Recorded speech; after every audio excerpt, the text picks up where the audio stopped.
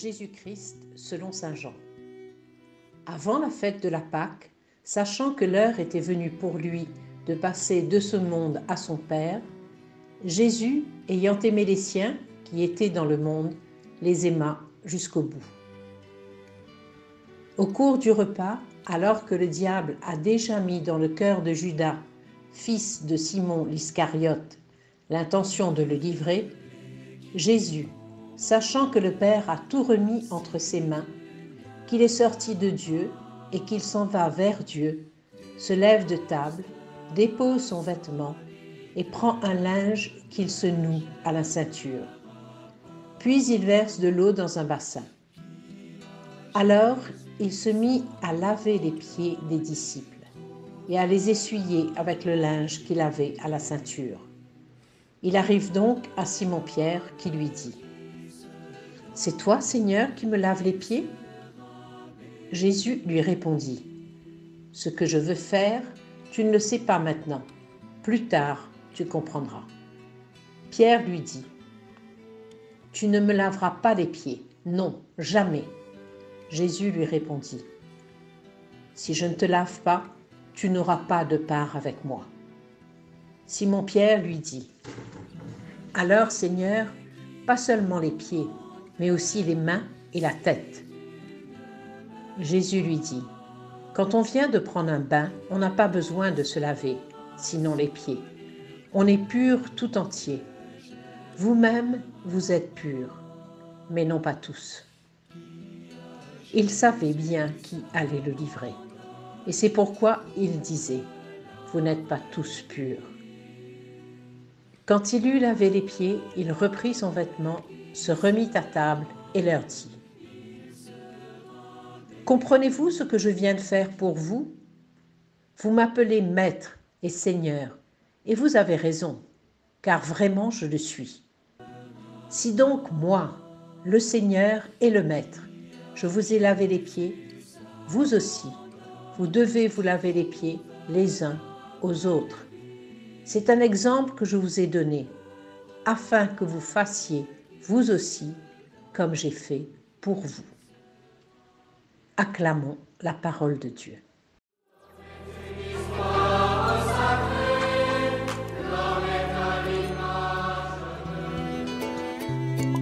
Le Triduum pascal, mot latin signifiant un espace de 3 jours, commence le jeudi soir de la Semaine sainte et se termine le soir du dimanche des Pâques.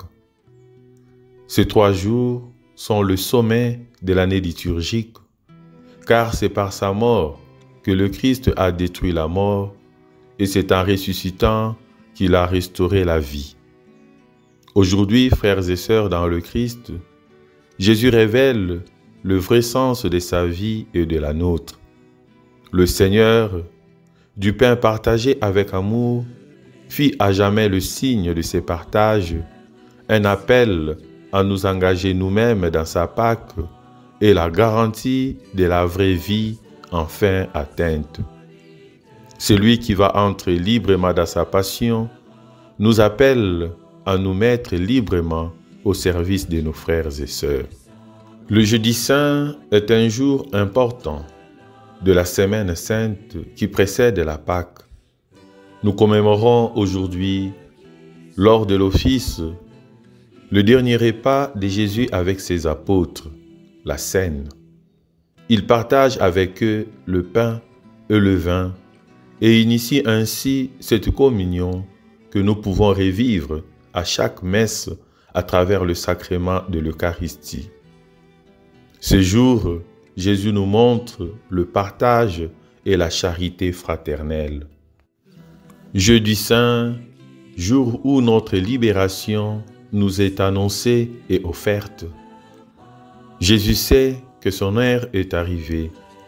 Il va mourir, il va beaucoup souffrir, mais malgré tout, il garde courage. Et pour cela, il s'appuie sur Dieu son Père. Et nous, sur qui nous nous appuyons? Dans l'Évangile, Pierre dit à Jésus : « Lave-moi tout entier. » Notre corps est le temple du Saint-Esprit. Jésus vient laver notre cœur et nos esprits. il ne s'agit pas seulement de laver nos pieds, mais nous laver nos esprits pour enlever les pensées mauvaises, et de laver nos cœurs pour y enlever les péchés et tous les mauvais désirs. À ce moment-là, nous serons heureux.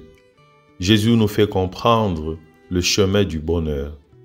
Laissez l'orgueil. Le chemin du bonheur, c'est de nous laver les pieds les uns les autres, comme Jésus l'a fait juste avant de mourir. C'est sa dernière action avant sa mort. C'est son héritage, son geste le plus important.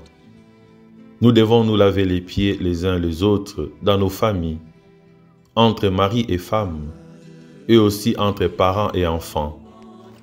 Nous devons nous laver les pieds dans nos communautés, dans nos CV, dans nos services et dans nos mouvements. Et aussi dans notre quartier, les uns les autres, entre chrétiens et musulmans, entre ceux qui ont un travail et ceux qui sont chômeurs.